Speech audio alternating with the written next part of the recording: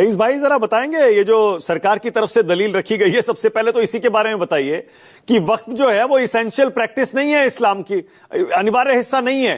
तो ऐसे में वक्फ को लेकर संविधान से जोड़ देना ये तो गलत है। बोलिए।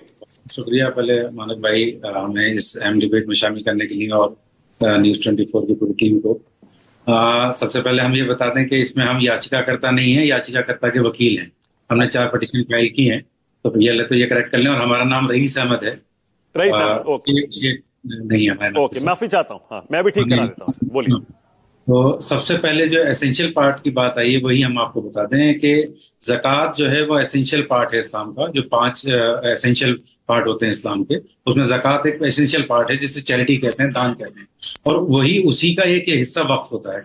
तो कोई ये कहे, अगर इस बात को कहे कि वो चैरिटी नहीं है और एसेंशियल पार्ट नहीं है, तो ये बात यहीं पर ही खत्म हो जाती है।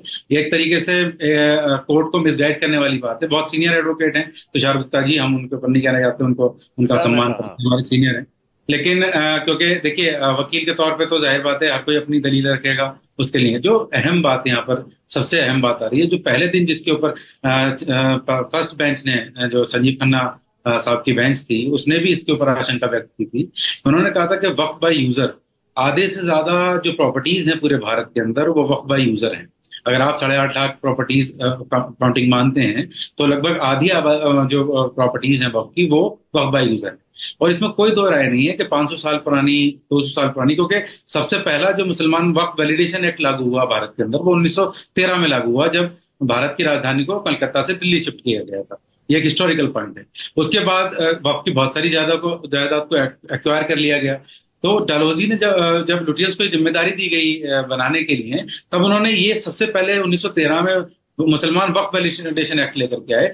उसके बाद इनको वापस करने के लिए और दूसरी वक्फ संपत्तियों को मैनेज करने के लिए 1923 में, जिसका सबसे ज्यादा इस पर आर्गुमेंट हो रहा है सुप्रीम कोर्ट के अंदर, आज भी आपने सुना होगा कि बार बार ये 1923 का आया कि रजिस्ट्रेशन तब से ही है। तो हम ये कहते हैं इस बात के लिए कि अगर ये पार्ट एसेंशियल है, और वक्फ एक्ट एक भारत की पार्लियामेंट, संसद ने ही बनाया, चाहे 1954 का ले लें या 1995 जो करंट में, जो अब तक लागू था 2025 के एक्ट से पहले तक, 2013 के अमेंडमेंट के बाद।